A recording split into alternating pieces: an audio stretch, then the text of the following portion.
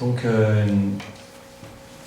je suis particulièrement très content de suivre la présentation, parce qu'en fait, c'est ce qui constitue le fondement de notre pratique. Donc l'idée, c'est de vous faire voir qu'est-ce qui se passe pour nous, alpinistes en altitude, comment on essaye d'intégrer le plus possible ces données-là, comment on essaye de les suivre, comment on essaye d'avoir une conversation avec les scientifiques, et voilà, et comment ça se passe dans la réalité. Alors effectivement, certains ont de l'expérience en Himalaya, d'autres non. Donc là, mon propos était de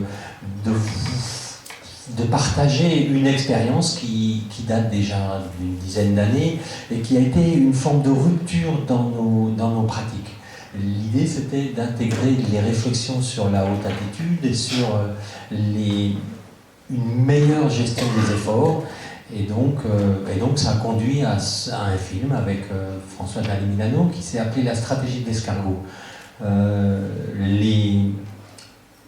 C'est un film qui date déjà, bien sûr, actuellement on est dans d'autres registres, mais ça exprime surtout qu'il y a une partie laboratoire qui est un vrai laboratoire, et pour moi, dans ma pratique de guide de haute montagne, je vais au Népal pendant la moitié de l'année, je fais 5-6 expéditions par an.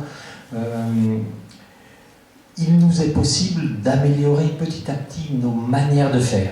Donc l'idée, c'est de partir à la fois des connaissances scientifiques et réellement d'intervenir sur comment on fait vraiment en haute altitude, comment on modifie nos comportements et comment on arrive, pour des gens, on va dire des alpinistes ordinaires, pas des athlètes de haut niveau, mais des gens qui sont amateurs de haute altitude, comment on peut, dans un groupe, leur permettre de vivre le mieux possible leur rêve d'altitude. Donc voilà, c'est la première partie de ce film.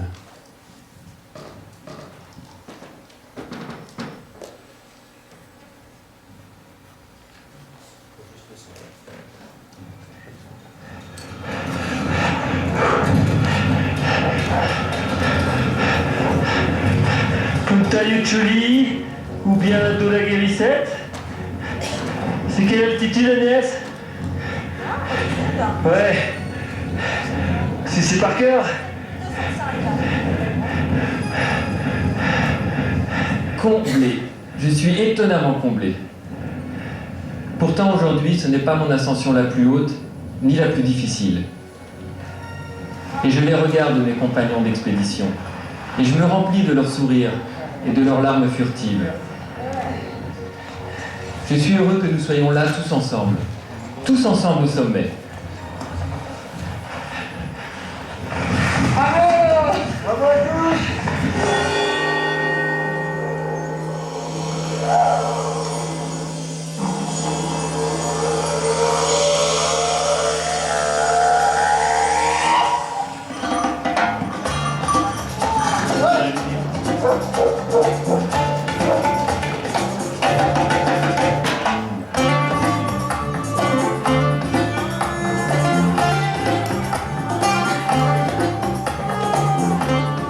Printemps 2008. Nous nous enfonçons au cœur du Dolpo. Notre objectif, gravir le Dhaulagiri 7, une montagne perdue entre Népal et Tibet. Pour tous nos clients, c'est une première. Leur première incursion à plus de 7000 mètres d'altitude. Originalité du projet? Nous utiliserons la progression escargot. Nous gravirons donc la montagne doucement, par petits paliers, et avec la maison sur le dos. Habituellement, sur les hauts sommets himalayens, la stratégie classique consiste à installer un camp de base confortable, puis en quelques incursions, les camps d'altitude. Une fois la montagne préparée, l'équipe se repose alors quelques jours avant l'assaut final vers le sommet. Constatant que ces longs allers-retours sont souvent traumatisants pour leurs clients, quelques guides initient dans les années 90 une autre manière de procéder. Montant en autonomie complète depuis le camp de base, l'équipe progresse alors de façon ininterrompue vers le sommet en se déplaçant par paliers avec son camp. C'est la tactique de l'escargot.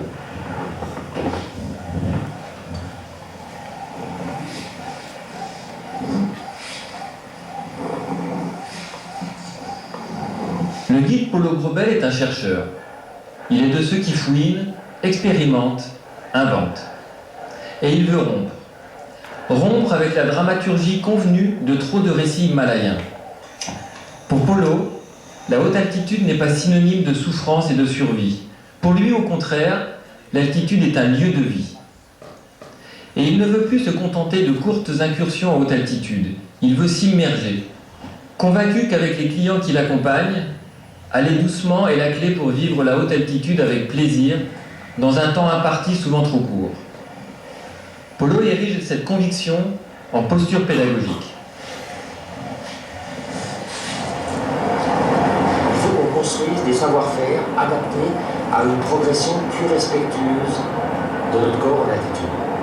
Et c'est pas ce qu'on a fait depuis 20 ans, depuis 50 ans, on n'a rien respecté du tout, mais parce que c'est l'évolution.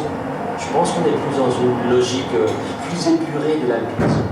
Et en ça, c'est un lien entre une technique himalayenne lourde et quelque chose de beaucoup plus moderne. Et paradoxalement, cette modernité, elle s'adresse à tout le monde. Une manière de marier la progression continue d'une part, méthode utilisée par l'élite capable de gravir d'un jet les plus hauts sommets, avec l'acclimatation douce d'autre part, qui consiste à monter par paliers pour laisser au corps le temps de s'acclimater aux effets de l'altitude. Et il se trouve que dans la réflexion sur l'altitude et sur l'hypoxie, les médecins depuis très longtemps nous ont dit qu'il fallait absolument que la différence d'altitude entre deux camps soit aux environs de 300 à 400 mètres. Et en fait, dans la réalité, personne ne fait ça. Comment ça s'est passé pour vous? Super bien. Très bien. Je suis en train de prendre mes cadences. C'est bien. Voici arrivé au camp 2. Et en fait, on a fait presque 300 mètres de dénivelé. Ce qui peut sembler ridicule. Bon, là, nous, c'est la première fois qu'on monte si haut, on va rester à presque 300 mètres. Et puis après, le terrain nous commande aussi de rester là. Parce que c'est le seul endroit relativement plat. Il y a des étapes à ne pas franchir. Il ne faut pas monter de plus de 400 ou 500 mètres entre deux nuits consécutives au-dessus de 3000 mètres. Donc il faut ça.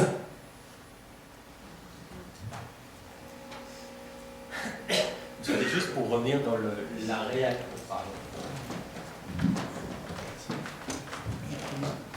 Ça marche? Oui, ça marche. Donc voilà, c'était juste pour vous inviter à visiter le laboratoire de la haute altitude et les réalités de ce qui se passe entre ces gens qui sont pendant un mois et demi sur le terrain. Et ce qui était exprimé dans le film, c'était un peu les rapports un peu particuliers des alpinistes et de la science. Et il se trouve que c'est pas très anodin, parce qu'en fait on s'aperçoit, ce qui était exprimé ici, c'est que souvent les alpinistes ne respectent pas trop les conseils ou les directives des médecins, et malgré les 10 ans qui se sont passés, rien n'a changé. On fait toujours les mêmes choses, on va toujours très vite, très haut, très loin, on ne respecte pas trop notre corps, et voilà, ça met du temps pour changer. Donc ces échanges-là sont forcément fructueux pour tout doucement faire avancer notre pratique de l'himalayisme. Et je voudrais principalement faire un lien sur ce qui a été dit par Samuel. Dans ce laboratoire, justement, des expéditions qu'on conduit chaque année, actuellement, la problématique principale, elle est de dire et qu'est-ce qui se passe durant la nuit, comment on peut se servir de ce que fait Samuel et le laboratoire, comment on peut vivre le mieux possible nos nuits, et comment on peut faire en sorte que effectivement, on ne soit pas uniquement concentré sur l'augmentation de notre force physique, mais qu'on soit concentré sur d'autres réalités. Alors il y a plusieurs réalités, celle de la nuit en est une, et notre réflexion, elle est de dire, et qu'est-ce qui se passe durant la nuit, ce temps qui est vraiment très long, parce qu'en fait, en Himalaya, on va pas se coucher, mais on passe beaucoup de temps dans les tentes et on passe beaucoup de temps au repos. Qu'est-ce qui se passe durant ce repos? Est-ce qu'on peut utiliser ce temps de vie à autre chose que simplement s'ennuyer, se dormir, etc. Donc là, il y a un vrai changement de conception sur le temps de vie. On sait organiser nos jours, on sait réguler nos progressions, on sait vivre le jour, mais on n'a pas encore appris à concevoir ce temps de nuit comme un temps de vie. Et donc là, il y a des choses à faire qui ont déjà été évoquées, sur la qualité de notre sommeil, sur la qualité de notre environnement, mais aussi même sur notre conception, notre manière de vivre cette nuit. Et effectivement, l'objectif, c'est d'utiliser ce temps-là pour vivre mieux la haute altitude. Donc voilà, ça c'est un axe de recherche, un axe de réflexion qui est important et qui est largement, entre guillemets, fondé sur les recherches actuelles. Après, un autre axe de réflexion dépasse le cadre simplement, on va dire, physiologique, je n'ai pas les bons mots, mais pour rentrer dans le psychocognitif. Donc ce que je voudrais exprimer là, c'est que sur le terrain, notre réflexion, elle n'est pas simplement de marcher, elle est qu'est-ce qui se passe dans les relations, dans cet entre-deux de relations entre nous et l'environnement. Est-ce que si on améliore cet entre-deux-là, est-ce qu'on ne peut pas en même temps améliorer les capacités de fonctionnement du cerveau? Donc on est réellement dans les sciences humaines et on est dans tout ce qui se passe dans la psychosociale. Et ce sujet-là s'éloigne de notre propos, mais est une dimension fondamentale de ce qui se passe dans notre corps. C'est en fait la conception d'un corps global, comme ce qu'a exprimé Samuel avec la coupure entre le cerveau. Et ce qui est encourageant, c'est de voir que les recherches de pointe font ce lien entre le corps et la tête et le cerveau. Et là, l'idée, nous, sur le terrain, c'est de faire le lien entre oui, mais qu'est-ce qui se passe? Qu'est-ce qui se passe entre nous? Qu'est-ce qui se passe réellement dans nos relations? Donc là, il y a un champ de recherche transversal qui est vraiment très intéressant. Voilà. Et donc, donc là, l'idée, je voulais aussi laisser du temps pour qu'on puisse échanger sur vos expériences, à la fois sur vos expériences dans les Alpes et vos expériences en Himalaya, si vous en avez, ou sur les deux dimensions qui sont à la fois scientifiques et de terrain. Et ce lieu est particulièrement propice pour ça.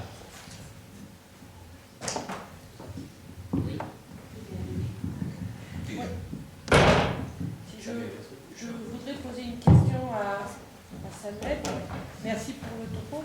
Je voulais savoir si, par exemple, des expériences ont été faites sur les habitants de ces hautes altitudes et si nous, habitants de la plaine, on a à s'adapter quand on monte en altitude. Est-ce que c'est le même cas pour les gens qui vivent en très haute altitude et qui doivent s'adapter à des niveaux plus bas? Alors, merci pour la question. Oui, c'est vrai quand on pense à l'altitude, au bout d'un moment, on se dit, mais il y a des gens qui vivent depuis des milliers d'années. Alors, bien sûr, il y a un certain nombre de recherches qui ont été faites sur ces Sherpas, ces populations d'Amérique du Sud, etc. Alors on sait, y compris d'un point de vue génétique maintenant, que c'est des populations qui ont développé des adaptations spécifiques, mais aussi des populations qui souffrent aussi quand même du manque d'oxygène malgré tout.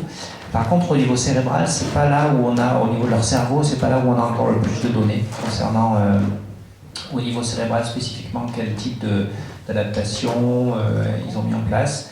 Nous, c'est un axe qui nous intéresse. On peut imaginer qu'il y ait aussi des adaptations spécifiques de ces populations au niveau cérébral. On n'en sait pas encore beaucoup sur leur cerveau, non. Oui, vous avez surtout parlé du cerveau et du malécule des montagnes. Et vous n'avez pas parlé, par exemple, du système cardiovasculaire. des œdèmes d'altitude. Pour en avoir fait un certain nombre dans les Alpes, je me demandais à ce qu'on parle davantage de cette chose-là, quoi. Alors c'est vrai que la semaine du cerveau, ça a été, moi j'ai traité du cerveau. La commande a été celle-ci. Il y a tout un tas d'adaptations du sang, du cœur, des vaisseaux à l'altitude, des œdèmes qui peuvent être périphériques, etc. Donc il y a tout un champ aussi. Comme je disais tout à l'heure, le propre de l'hypoxie, c'est qu'il y a l'ensemble de l'organisme, vraiment l'ensemble de l'organisme qui est sollicité. Là, j'ai focalisé, c'était là encore une fois la demande sur le cerveau. Il y a tout l'organisme qui réagit et quand on regarde l'ensemble des adaptations, c'est vraiment, y compris les éléments très auxquels on ne penserait pas forcément au niveau de l'organisme qui réagissent. Et je dirais juste que quand on parle de traitement par l'hypoxie, c'est ça en fait qui est intéressant. Un médicament, ça agit sur un mécanisme. Là, quand on utilise l'hypoxie comme entre guillemets traitement, l'intérêt c'est que ça agit sur plusieurs cibles à la fois. Donc bien sûr, il y a tout un tas d'autres adaptations que le cerveau. Oui, moi je voulais juste rajouter que ce qui était intéressant dans cette focalisation sur le cerveau, c'est que c'est vraiment un changement important dans la recherche ou dans la manière d'appréhender la haute altitude. Si jusqu'à présent on était très centré sur, on va dire, la physio pure, c'est-à-dire le rythme respiratoire, etc., ce qui se passe au niveau des poumons, actuellement le fait de mettre le cerveau comme chef d'orchestre au centre des préoccupations, pour moi il me semble que ça ouvre d'autres axes de réflexion, d'autres axes d'autres sensibilités, alors qui peuvent être vers le mental pur, qui peuvent être sur nos actions réelles, mais qui ne sont pas simplement centrées sur voilà, il faut que j'ai des globules rouges, etc., il faut que je fasse ça. Et c'est ça que je trouve qui est vraiment, vraiment intéressant. On est actuellement, alors Samuel l'a dit au niveau de la recherche, mais je pense même nous sur le terrain, on est à une zone de basculement. On va appréhender le domaine de la haute altitude et de l'acclimatation avec un autre regard. Et on va plus se préoccuper, qu'est-ce qui se passe dans notre boîte du haut? Qu'est-ce qu'elle fait? Pourquoi elle agit comme ça? Pourquoi elle n'agit pas comme ça? Pourquoi l'alimentation est perturbée? Pourquoi notre irritabilité ne fonctionne pas?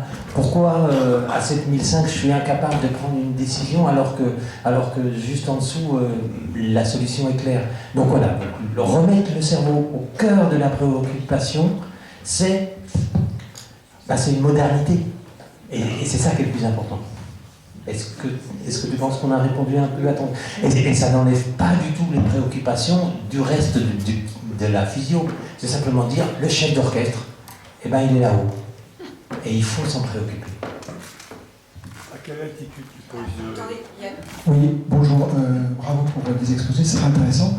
J'ai une question justement par rapport aux médicaments que vous avez un peu abordé. Est-ce que vous avez fait des tests, par exemple, avec l'acétazolamide sur le fonctionnement du cerveau d'altitude? Et est-ce qu'à partir de là, vous pouvez proposer des préconisations de préparation, d'aide, etc., par rapport à ce médicament ou à d'autres?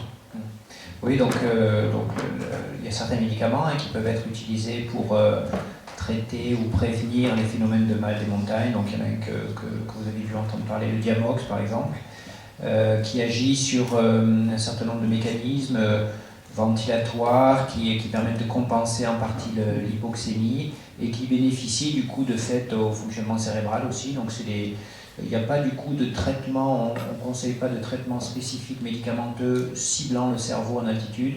Ceux qu'on utilise classiquement c'est un grand mot, en tout cas ceux qui sont parfois conseillés ont aussi de l'intérêt pour les adaptations cérébrales. Donc au niveau médicamenteux, pas de préconisation spécifique pour le cerveau, mais ceux que l'on peut conseiller dans certains cas, si on pense que c'est utile de prendre des médicaments pour la montagne, c'est quand même une question importante. Si on pense que ces médicaments-là sont nécessaires, ils vont aussi faire du bien au cerveau. Mais je pense peut-être que Polo a un mot sur est-ce que l'escargot prend des médicaments pour monter en montagne? Mais c'est drôle parce que cette question, elle est récurrente. Moi, je pense qu'elle nous invite à réfléchir sur le sens des médicaments, le sens des pratiques médicamenteuses, le sens des dopages par rapport à la haute altitude, même le sens de nos activités. Et effectivement, le Diamox, qui est un médicament classique, ouvre cette discussion. Et bien évidemment, il y a des médicaments qui aident, mais pour autant, est-ce qu'on va en altitude pour être sous oxygène et ne plus vivre à l'altitude? Est-ce qu'on va en altitude pour se confronter à ces problématiques-là et les résoudre le mieux possible avec nos capacités et surtout nos capacités de groupe, puisque c'est une activité radicalement de groupe. Donc là, on a d'autres champs. Mais effectivement, bien évidemment, les médicaments sont des aides. Samuel a parlé tout à l'heure des acclimatations préalables aux expéditions pour réduire le temps. Mais est-ce que c'est ça la vraie question? Est-ce qu'il faut réduire le temps de cette immersion en haute montagne ou au contraire l'accepter et la vivre en accord avec nous-mêmes? Donc voilà, c'est des débats qui sont classiques, on va dire. Moi, c'était pour revenir sur la question d'avant. Quand tu parles de haute altitude, tout à l'heure on a vu que c'était basé à 7005 à peu près, mais est-ce que dans les altitudes inférieures on a les mêmes problèmes? Le même problème que? Les problèmes de réflexion, les problèmes de... Ah, d'accord. Oui, donc pourquoi j'ai parlé de 7005, c'est parce que j'ai eu une expérience particulière, donc on est au 6 Chapandemain, c'est le dernier camp, et voilà, je suis avec des compagnons de cordée, et Erich, qui est un petit peu plus âgé, je me fais du souci. Et donc cette question m'habite réellement. Et globalement, je ne trouve pas de solution à ça. Toute la nuit, j'ai beau y penser, et ça ne marche pas. Et donc la seule solution pour moi était que je redescende pour organiser le camp. Alors qu'une fois que j'ai été en bas, j'ai trouvé d'autres solutions et j'aurais pu faire différemment. Donc là, c'était juste pour exprimer que bah oui, l'oxygène réduit nos capacités physiques, mais réduit sacrément nos capacités mentales de prise de décision. Et pour moi, dans le cadre de mon travail, mais je pourrais être amateur aussi, donc dans le cas d'un chef d'expé qui gère ou qui prend en compte l'ensemble des problématiques, être exposé à l'hypoxie, ça lui complexifie sacrément le problème.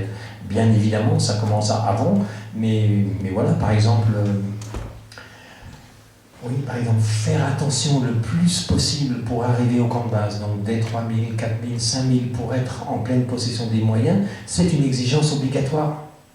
Parce que si le guide, si le chef d'expé est déjà dans les choux avant même d'être sur le terrain, c'est un peu compliqué. Donc oui, c'est une attention constante qui commence bien avant l'expé, qui commence au moment où on arrive dans le pays. Et c'est pas simplement une préoccupation à 3000, à 4000, à 5000, etc. etc. C'est vraiment la construction. C'est vraiment la... Et c'est pas grave, on va parler comme ça. En fait, l'idée, c'est que oui, on ne se préoccupe pas uniquement de qu'est-ce qui va se passer une fois que je suis très haut, mais que tout ça se construit dès le début. Et c'est vraiment ça qui est important.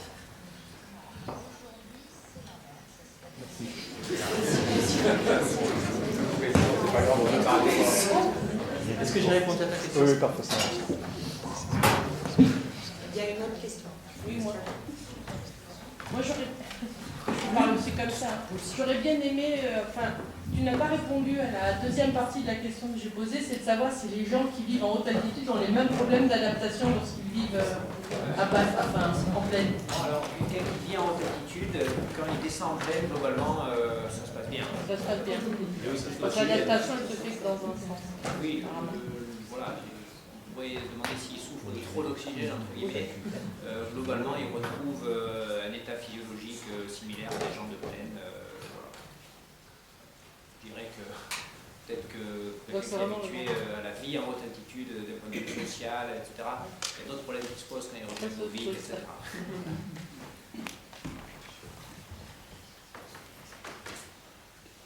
Je voudrais savoir, par rapport à des passagers d'un avion qui vont se poser à la phase et qui sont partis de Paris, qu'est-ce qui peut se passer?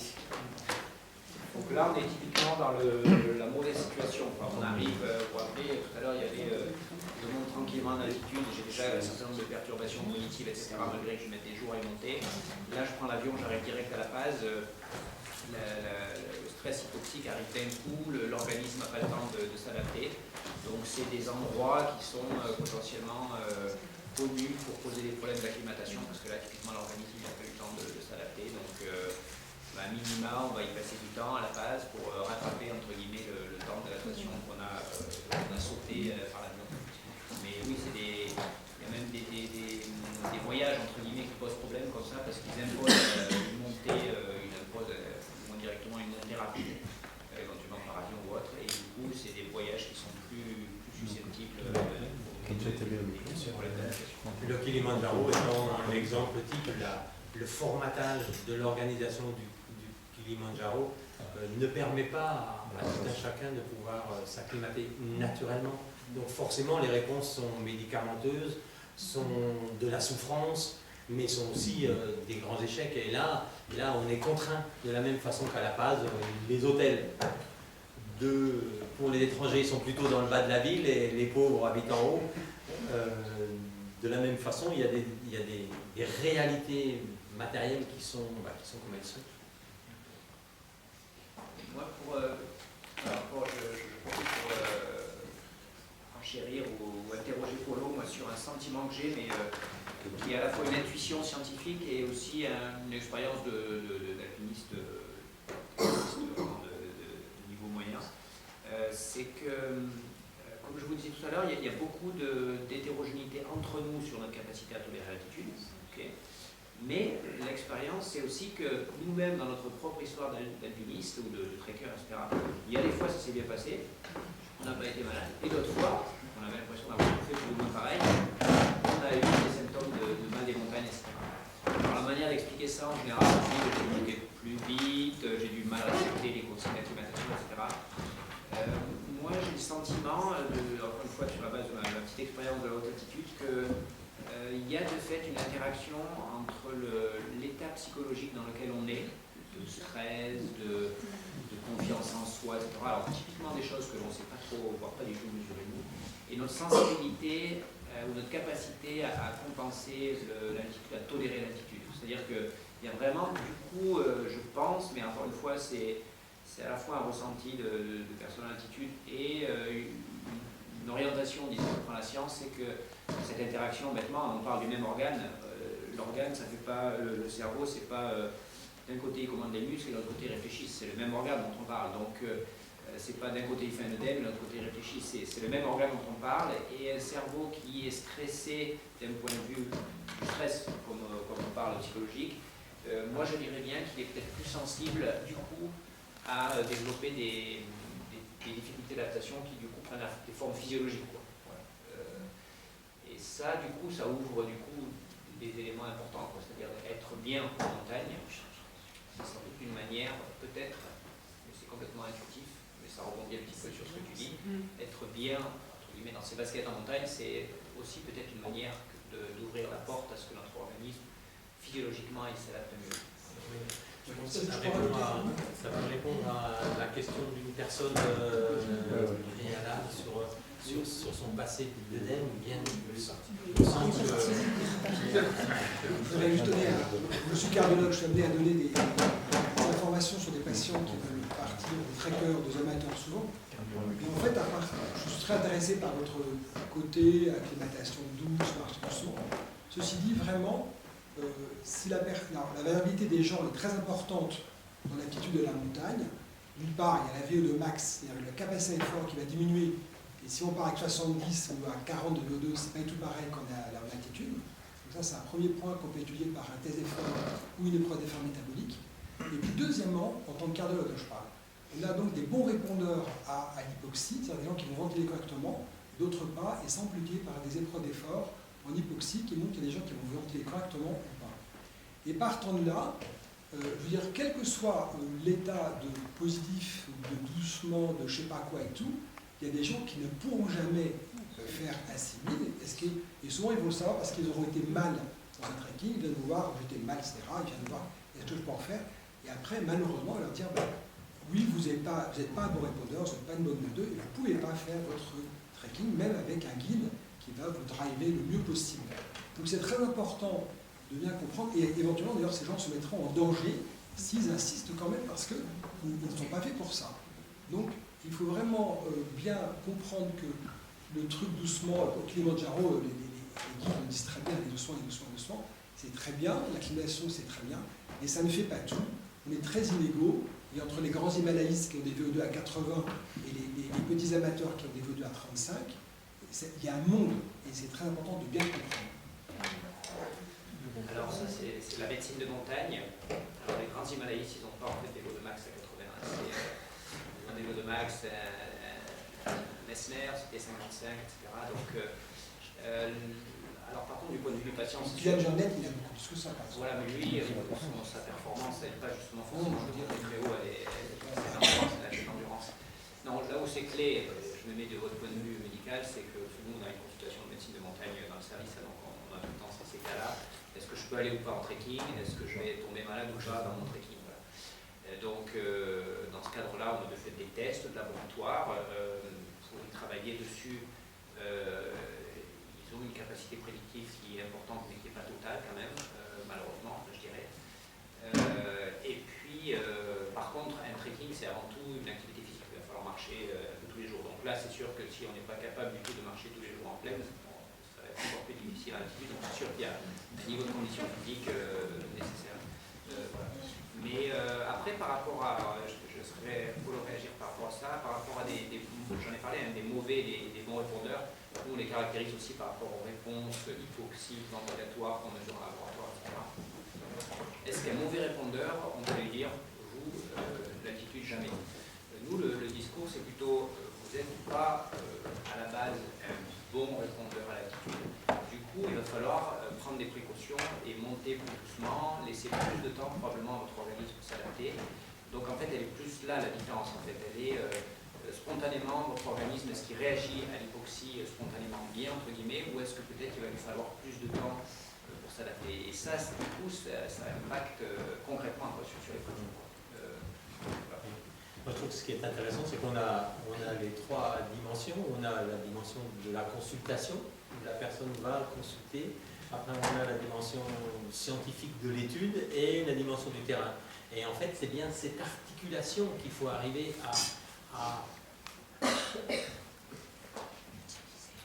harmoniser avec les demandes de la personne. Et effectivement, je pense que si on prend les publics, la personne qui est très sensible à l'étude, elle ne fait même pas de la rando, elle ne fait même pas de l'alpinisme parce qu'à 3000 elle explose déjà. Donc on est bien dans une population qui est intermédiaire. Donc c'est cette population intermédiaire qu'il faut arriver à rassurer. Et il me semble que la manière de faire le lien entre les trois dimensions, cette chaîne, elle est de dire et si on regardait un petit peu plus ce qui était fait. Effectivement, quelqu'un qui a envie d'aller au Kilimandjaro et qui n'est pas très bon répondant, peut-être qu'on peut peut-être l'aiguiller vers un autre projet où il aura plus de temps.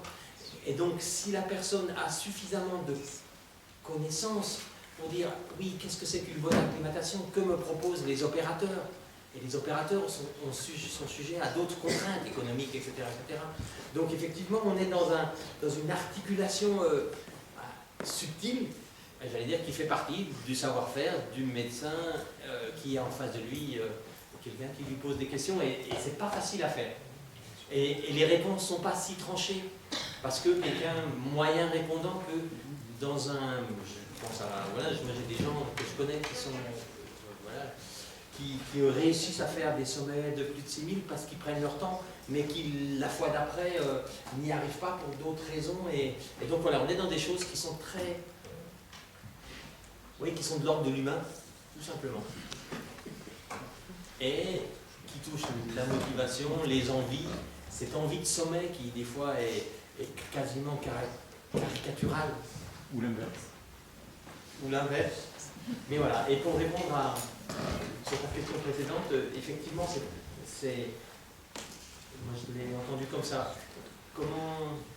Qu'est-ce qui se passe si une fois j'arrive à m'acclimater comme il faut, et si dans la même situation j'arrive moins bien à m'acclimater, et il me semble que c'est dans le psycho-cognitif qu'il faut aller creuser, et il me semble que c'est dans les qualités de ce qu'on fait, c'est-à-dire, voilà, les Grecs nous invitent à aller là-dedans, c'est-à-dire non pas l'objectif à tout prix, mais quelle est la manière dont on fait les choses, et si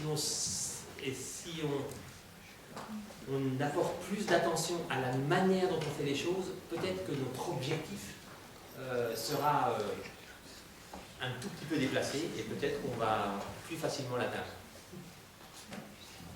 Désolée, on a le... C'est un peu beau.